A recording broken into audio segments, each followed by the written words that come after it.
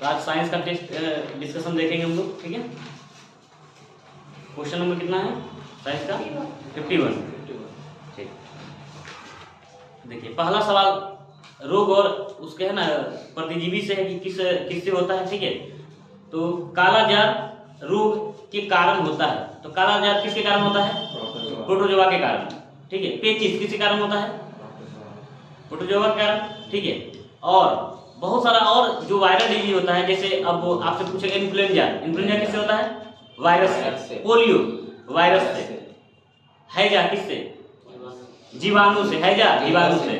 हाँ, सब एक ही चीज नहीं जाना है, ठीक है। हाँ, बैक्टीरिया से। चलिए, इसका सही आंसर 51 का क्या हो जाएगा? ए नंबर, ठीक है। ये एक सवाल रहता ही रहता है ना, रोग और प्रतिरक्षा से एक सवाल रहता ही रहता है, किसी भी एग्जाम में आप देख लीजिए, ठीक है। चलिए 52 देखते हैं। करा ग्लाइकोजन नामक पेप्टाइड हार्मोन, पहले समझना कि है क्या पेप्टाइड। जैसे बोल रहा था पेप्टाइड किस में आएगा? प्रोटीन में आएगा। पेप्टाइड किस में आएगा?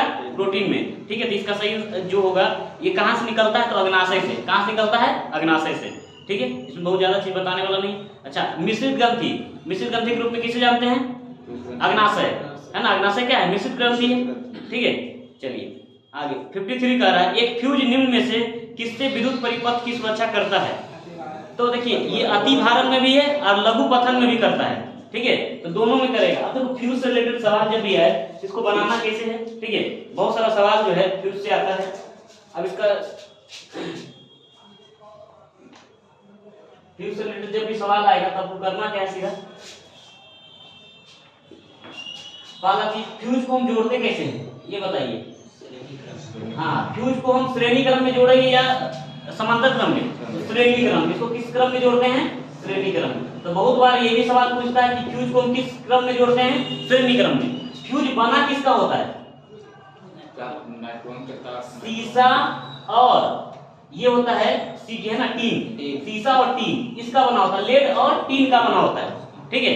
अच्छा, एक और इसका पूछता है कि इसका क्वालिटी क्या होता है, कि इसको हम क्यों इस मिश्र धातु से बनाते हैं? तो इसका गलनांक बहुत कम होता है और इसका जो है ना प्रतिरोध जो होता है बहुत उच्च होता है। प्रतिरोध उच्च और गलनांक निम्न। इसी कारण हम क्या करते हैं? शीशा और टीन का हम क्या करते हैं? मिश्र धातु का प्रयोग करते हैं, ठीक है। तो ये ध्यान में रखना है। फ्यूज किससे बना होता है? शीशा और टीन से। फ्यूज किस क्रम में हम सजाते हैं? श्रेणी क्रम में, ठीक है। और ये हमको बचाता किससे? अति भारण और लघु पतन दोनों से बचाता है, ठीक है। इसका अब सही आंसर क्या हो जाएगा? 53 का बी नंबर, अति भारण ओवरलोडिंग से, ठीक है। चलिए 54 कोलेजन एक प्रकार का है। तो कोलेजन एक प्रकार का क्या हो जाएगा? प्रोटीन। क्या हो जाएगा? प्रोटीन, ठीक है। 55 निम्न में से सबसे अच्छा अग्निशामक कौन सा है? अब देखिए अग्निशामक करने का मतलब क्या? अग्नि को बुझाने वाला, आग बुझाने वाला सबसे अच्छा कौन है?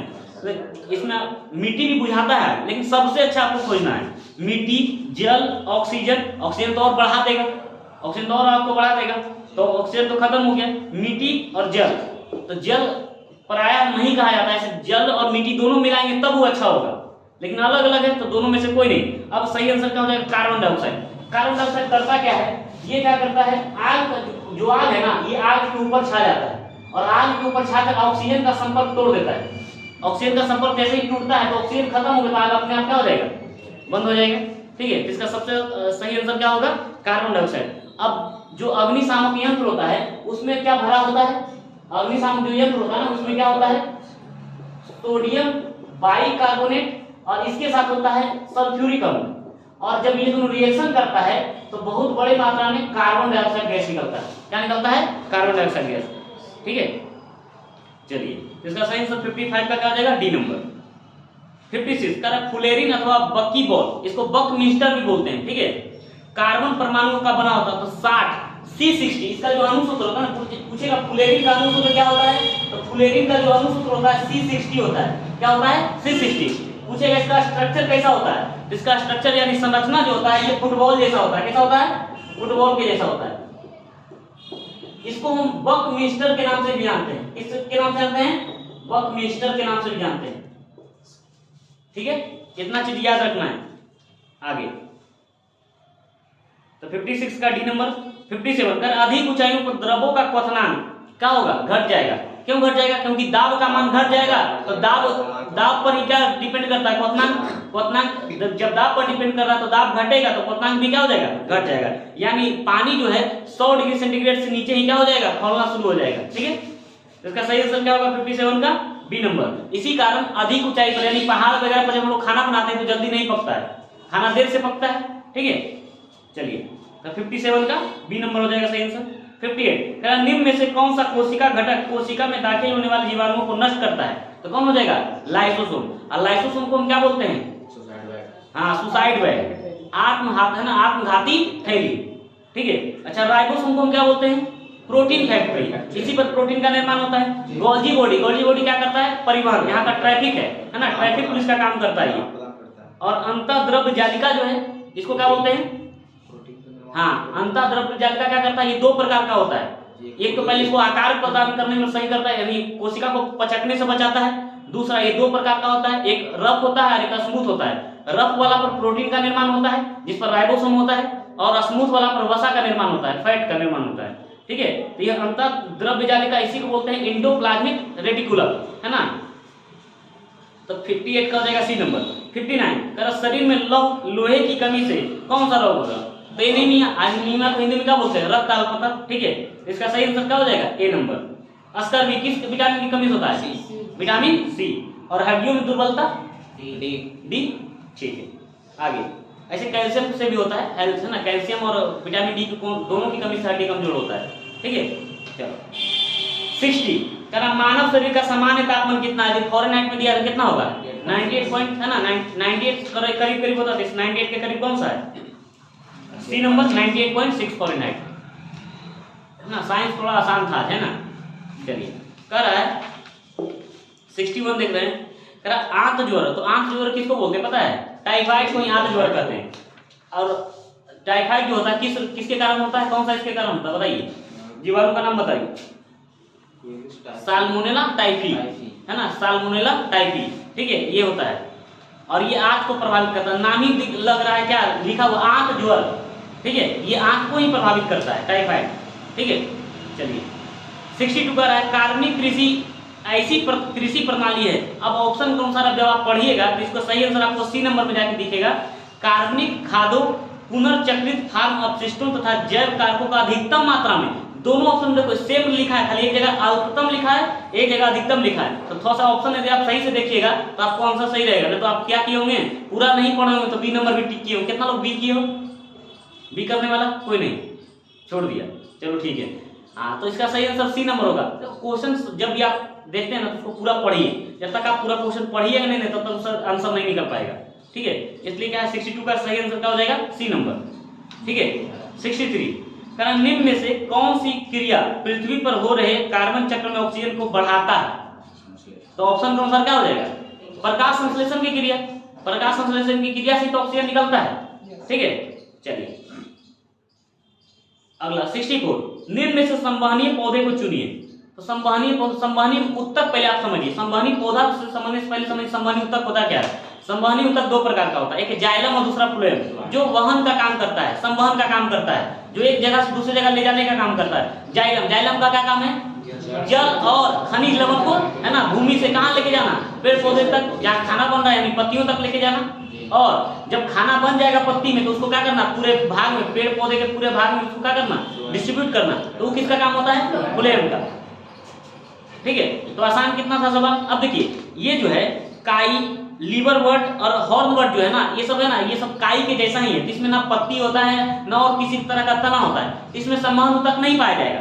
ठीक है, तो संवहन उत्तक फर्न का पौधा देखिए, रेगिस्तानी पौधा ये फर्न है।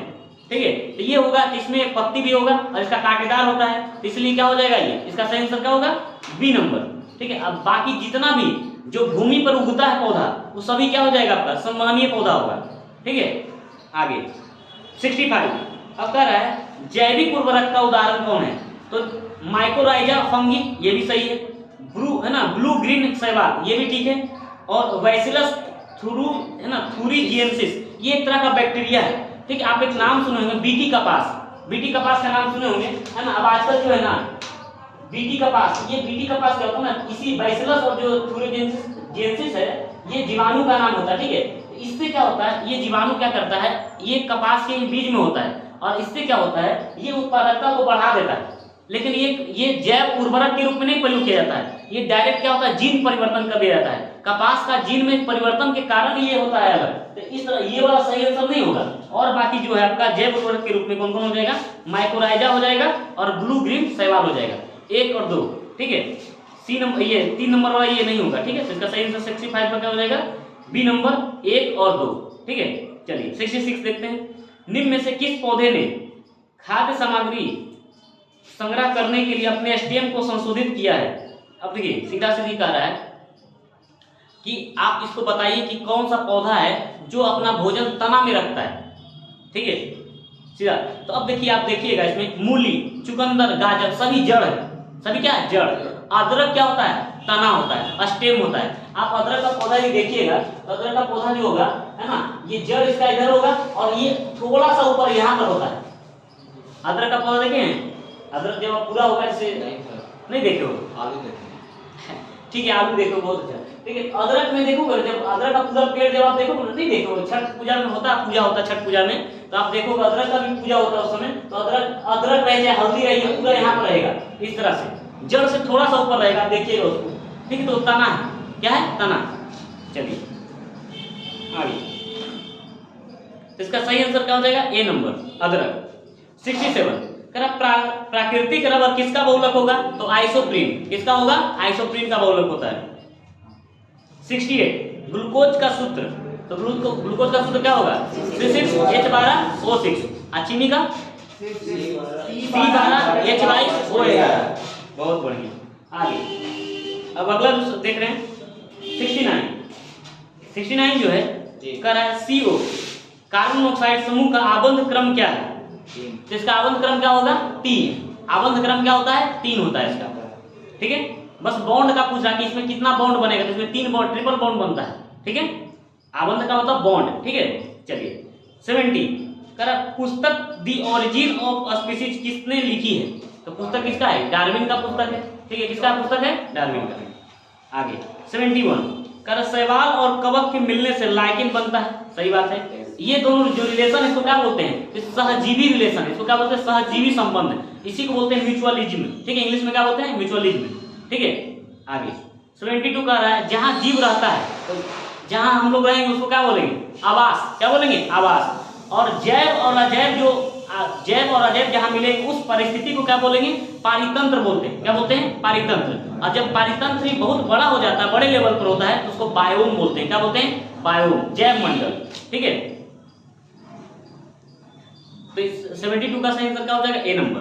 73 का है सौर ऊर्जा एटीपी में बदलता है। तो बताइए कौन है जो सौर ऊर्जा को एटीपी में बदलेगा एनर्जी में।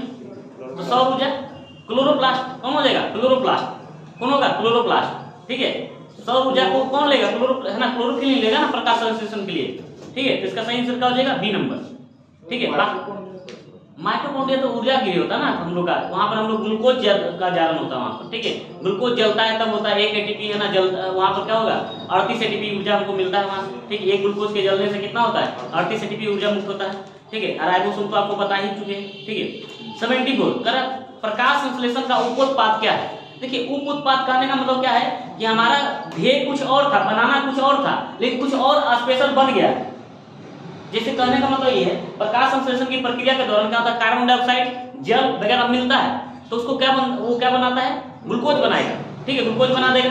लेकिन बनाना था उसको ग्लूकोज, यानी खाना उसको बनाना था, लेकिन एक साथ उसके साथ और क्या मिल गया, ऑक्सीजन। तो ऑक्सीजन इसका क्या हो जाएगा, उप उत्पाद हो जाएगा, यानी बनाना हमको उसका नहीं था, लेकिन वो बन गया। ठीक है, तो ये बाई प्रोडक्ट इसको बोलते हैं। ठीक है, तो इसका सही आंसर क्या हो जाएगा, बी नंबर, O2। अब 75 नंबर इसका जो है अवतल लेंस। अब इसके बारे में आपको बहुत बार बताए हैं, ये हम आपको ट्रिक बहुत बार बताए हैं इसका। ठीक है, कि जब भी है ना दृष्टि दोष से संबंधित है, हम आपको बताए हैं दूर रहेगा, एक होगा निकट, दूर दृष्टि एक निकट दृष्टि। तो दूर है ना बताए थे 2 का 3 और 3 का 4, यानी दूर दृष्टि है तो क्या हो जाएगा, उत्तर लेंस। और यदि निकट दृष्टि है तो क्या हो जाएगा, अवतल लेंस।